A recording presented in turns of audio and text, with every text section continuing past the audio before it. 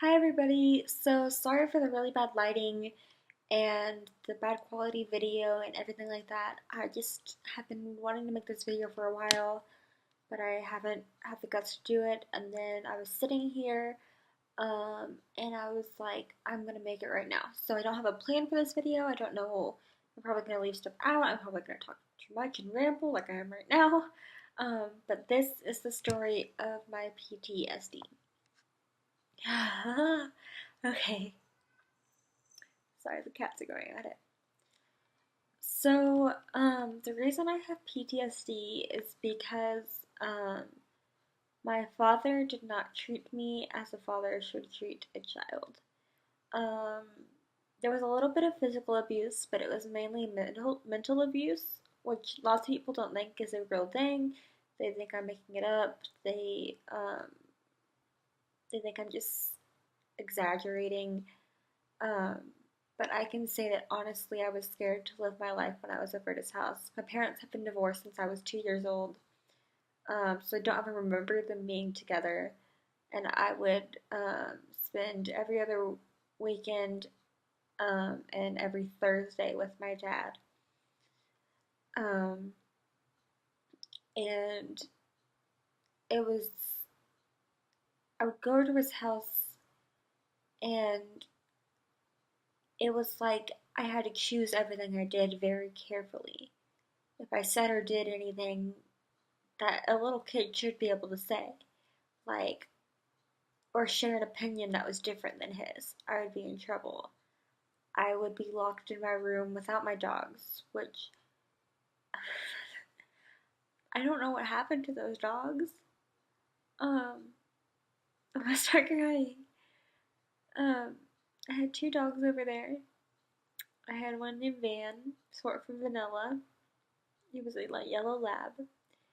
And then I had one named Callie. She was a lab mix that we got at the SPCA when she was a puppy. And they really helped me get through everything over there. Even though sometimes they were locked away from me, I knew that they were sitting right outside my door. Um, and the one day that it got so bad that I never saw my dad again. That was one of the reasons why I stayed so long. I didn't want to leave my pets because um, I had a snake over there, I had a bird, I had my dogs. Um, so much. And I never saw my birds again. I never saw my snake again. I saw my dogs one last time when we were still kind of in contact with my dad when the courts were making me have a relationship with him, mainly through email. Um, my mom asked if we could have them over to our house, and we did. Um, but it wasn't the same. They were too excited about being in a new place, and that was the last time I saw them. That was 6 or 7 years ago. I don't know what happened to them. I don't know where they are. Um, I don't know who has them. So that kind of contributes to it because I will wake at night like I hope they're happy. I hope they're still together.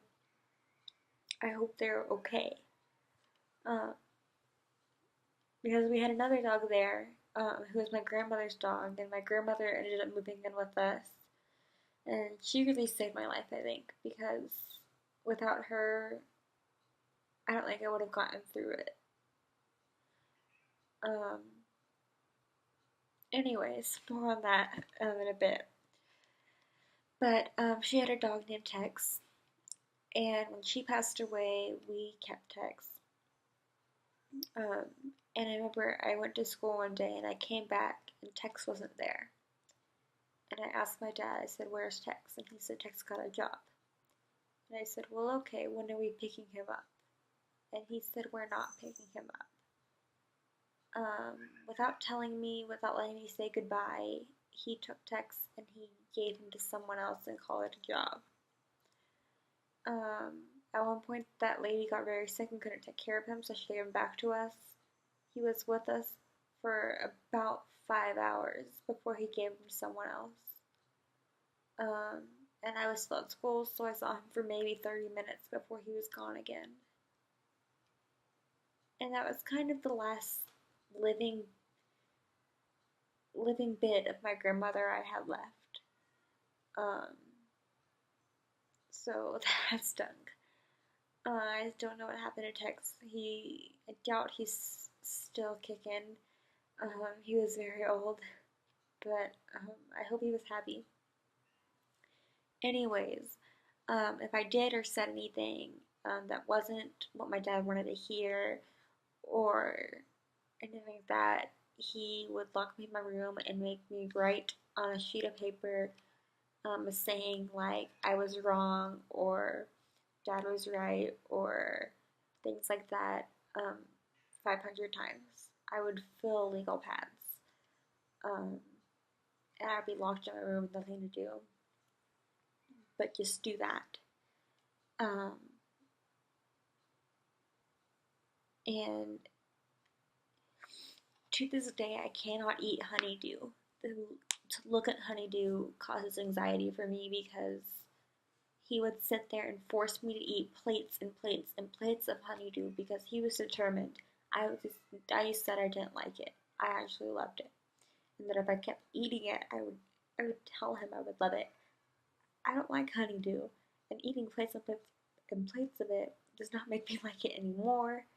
Um, that and white trucks. He drove a big white pickup truck. For the longest time, if I saw a white pickup truck, I would have an anxiety attack. Now I'm better. I still don't like to be around them. I don't like to see them. I don't like it when I'm stopped at a red light next to one. But I can deal. I don't freak out. But it used to be I saw one and I couldn't function because I was like, he's in there. There was also a shower situation.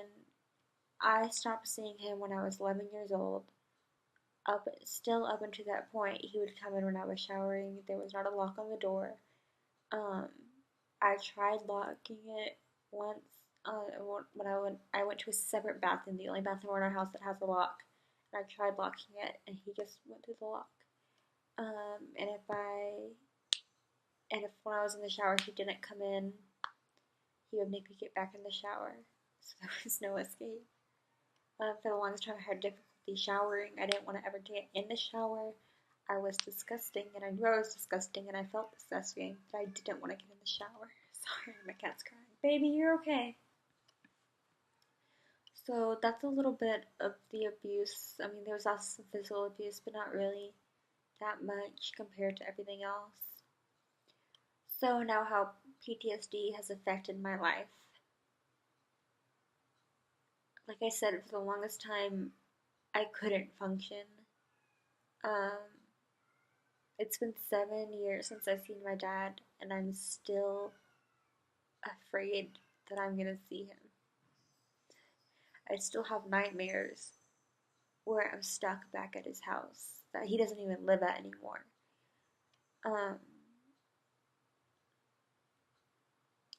and I still run into people who think he's the greatest guy because he put on this act around other people. I loved going out in public with him because he was a perfect dad out in public.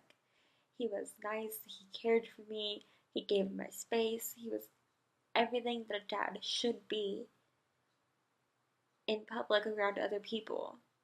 He had a different voice he used. That should have set me off. When he's in public, or around people, he literally changes his voice.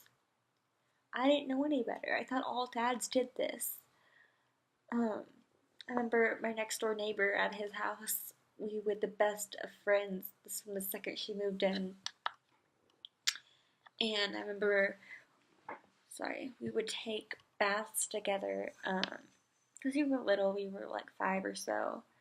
We would take baths together. And I remember one day she came over and she said, I'm not allowed to take baths at your house anymore.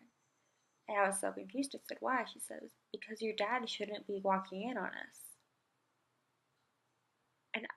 it never crossed my mind that it was inappropriate before. Because nobody had ever told me it wasn't. My mom didn't know what was going on because I never told her because I thought it was normal. Um, that was like the first clue that this isn't a normal relationship. Um, but after I finished seeing my dad, we were forced to see each other in mandatory therapy. I did that 2 or 3 times. Every single time I had a severe panic attack, couldn't function for at least a week before and after. It was horrible. He had so many counselors quit on us because they just couldn't deal with him. Um, and finally, they told him, if you still want to see your daughter, you have to go to your own personal counseling. And he didn't. He, I don't blame him. Um, I believe he has a disease, like I have a disease, like my PTSD is a disease. I believe he has a disease, and that he doesn't know how to show his love, and he doesn't know how to admit when he's wrong. I don't blame him, but I don't know how to forgive him. And he doesn't know he did anything wrong because he can't see it.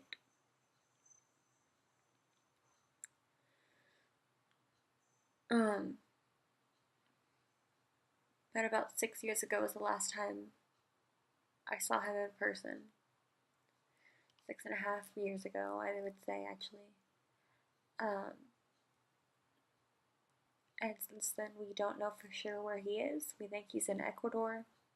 We know he fled the country because he wasn't paying my mom child support. He hasn't my whole life. Um, and my mom made sure never to talk bad about my dad. She was never one to bash him. She was never one to do anything. And my dad always said that she did. My dad always bashed her, said that she didn't want me, said all this stuff. When I know for a fact my mom wanted me so bad. She didn't think she was gonna be able to have kids. She had so many troubles. She had miscarriages. She had everything. And finally she was able to have me. And later on I've been hearing these stories, and one of the first things my dad said to my mom after I was born was, okay, we did it, we're not having another one.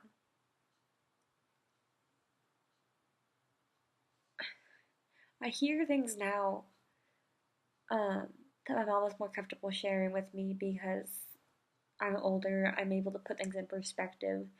I It's okay for me to know the truth. She still keeps a lot of me, but she sold so many things to be able to take care of me and pay for the courts to just be able to keep me because he wanted full custody.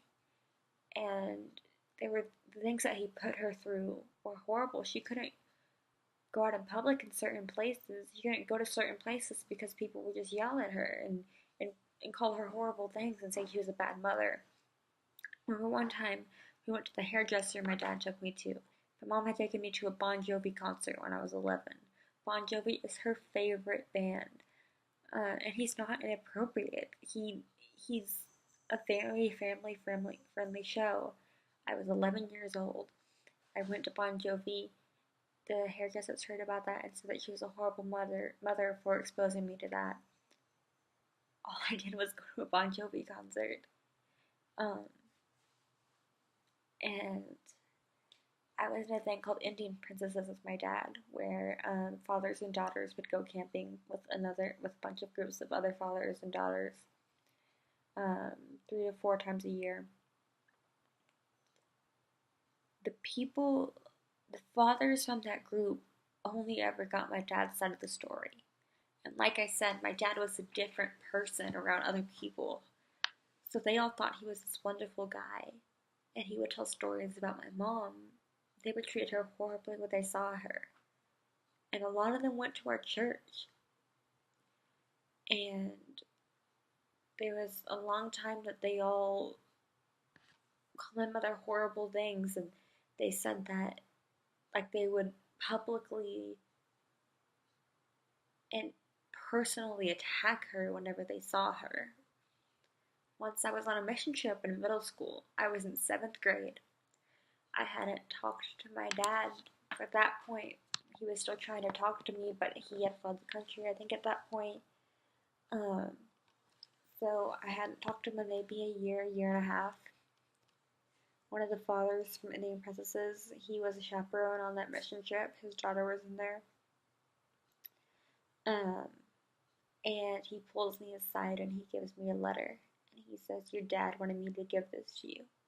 It came out of the blue. At that point, my dad was not allowed to reach out to me. Um, the courts had said the courts had stopped making mandatory therapy with him um, mandatory. Um, it just it was out of left field, and that dad that gave me the letter, I don't think had any idea of this situation. He thought my dad was being wrongfully kept from me, and he gave me the letter, and I wish so much I had the strength to tell him, "You don't know the story. You don't know what my father did to me. You are not in a position to insert yourself into this situation." But I didn't have the strength to do that. I was 12 years old. So I took the letter, and we were all staying in this tiny little house. There was 30 of us, maybe. We're all staying in this little house. Um, there was nowhere to go. There was 3 rooms. There was 2 bedrooms, a living room slash kitchen, and 2 bathrooms that were really one bathroom split in half. So I guess there's 4 rooms. There was nowhere to go. I remember going out on the porch and bawling. I didn't have service there. I remember having my tears and going to my friend and saying, "Does your phone work?" And I had to go to 2 or 3 people, which was so hard because I was trying so hard not to cry. Finally, I had a friend who had service give me her phone, and I went outside and I called my mom and I started bawling. And she called the youth leader, and she came out and just hugged me, and they ended up sending him home, the guy. But his wife and his daughter were still in it, and I don't blame them. They had no idea what was even happening. I'm getting way off topic here. Um, the way my PTSD has affected my everyday life, I have flashbacks a lot. Um, I used to have flashbacks very, very frequently, 2 or 3 times a week, and in such fits where I thought my mom was my dad, and I couldn't escape. And I always tried to climb high things because I had bunk beds at my dad's house, and if I climbed my top bunk, it was easier to run from him. Even though he would just pull me down. Eventually, I had a little break before he was able to pull me down. Um, I would try climbing on top of my mom's shower, which is not something you can climb on top of. It's literally this thin. I could so easily fall and break my bones or seriously injure myself. And I would go in the garage and I would climb shelves that were not meant to be climbed, and my mom would have to pull me down, but very carefully, because if she pulled me down too hard, I could get seriously injured or could fall on us. We could both get hurt. Um, I don't know how my mom did it, but she did. I would have intense flashbacks. I would think my mom was my dad.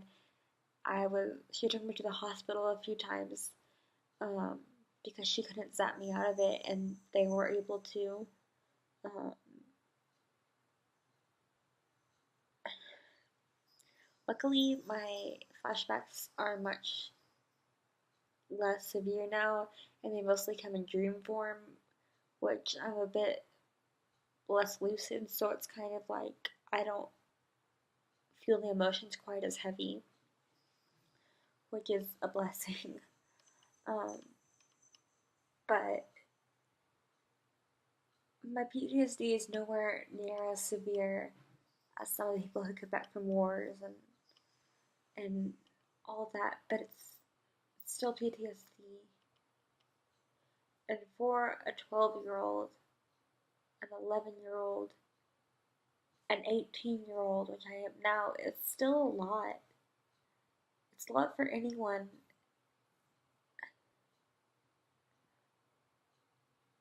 I've gotten a lot better. I can see a white truck without panicking. My flashbacks aren't as intense now, but there's still times when I freak out. The last mission trip I was on, um, when we moved camps, they didn't have any lower bunks available. And I started to freak out because I didn't even know it until then, until the prospect of having to sleep on a top bunk, that it freaked me out because, as I mentioned, I had bunk beds at my dad's, and I would always sleep on the top bunk. Um, and I it's this new problem that I have to tackle because I didn't even know it was a problem. Luckily, I was able to move to another room, and though I did sleep on a top bunk, it was the same level as a lower bunk, and I didn't panic about that. I don't know why, don't know what the difference was, but I didn't panic about it. So I was able to sleep there, but it was just this new thing. I thought I had to overcome everything, and then there's this new problem. And I think it's gonna be like that my whole life. Little reminders popping up here and there. We think my dad's fled the country now, but I still fear every day that when I go out, I'm gonna see him. I've had dreams of what I would say when I see him, and honestly, I don't think I have the strength to say anything. I think I'd start crying and run away. I want to be able to have the strength to say, "You hurt me. You don't know how to love. You, all of this." I want to have the strength to say that, but I know if I saw him, I would just run away and cry and call my mom and not be able to function for another 7 years.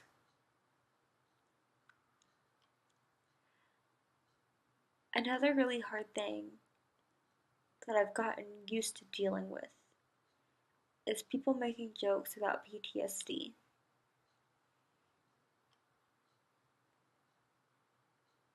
At first, I used to not care. I think because I was at a point where I didn't accept that I had PTSD. I didn't accept that this was a thing for me. I would laugh and joke along with people when they say, "Oh, oh, it's like I have PTSD." All of this. You know how teenagers joke about having PTSD or saying this will cause PTSD or things like that. They don't mean anything by it. It's at times I can find it funny, but then there's other times when I'm feeling real raw, or I had one of those flashbacks or something, and someone makes a joke, and it's all I can do not to lose it. I'm not mad at that person. I'm mad at the PTSD, and I don't want people to joke about having it because nobody should have it. It's this horrible thing that nobody should have. It's a bad thing coming back and back again and back again and back again and back again. Nobody should have it. It shouldn't be a thing. It shouldn't be joked about. It shouldn't be. I know some people say they have to joke about things to find a sense of humor, to get through it. I get that. I don't care if someone who has PTSD jokes about it if they need to. But I know for a fact a lot of these kids don't have it because I've known them since childhood. I know their ins and out. I know all the gossip about their lives.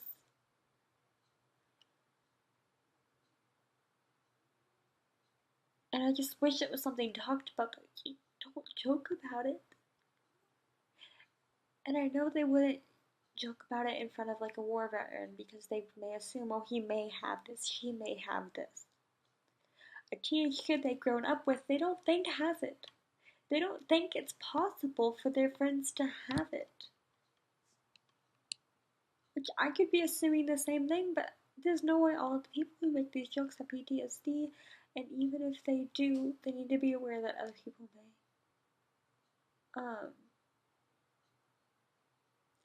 At times I find it funny, at times I find I need a joke, but there's other times when it just really hurts. So be aware if you ever joke about PTSD. It's not a joking matter. Um, so now that I've spilled my guts to you with no real plot or point that I've made, um, just PTSD is real. PTSD can happen to anybody. Anyone can be struggling with PTSD. Don't assume anything. Don't joke about how someone reacts to anything. Be courteous and be thoughtful and think about what you do and say before you do and say it. Um, I guess that's all I really have to say. Thank you for putting up and listening with me. And if you are struggling with PTSD, know there is another side to come through. I'm not quite there yet, but I feel like I'm so close. I know I'm gonna struggle with this the rest of my life, but I'm so much better than I was. I can function now. I'm a functioning human. I used to not be able to function. I didn't leave the house for 4 months. I can function now. You can function too. You will get through this. It will be a constant fight for the rest of your life, but it will get easier. You will get through it. I guess that's what I want to leave you with. Thank you for listening to me ramble. Um, yeah. Um, like and subscribe, or I don't care. I'm too emotionally drained to do all that. Thanks. Love, always.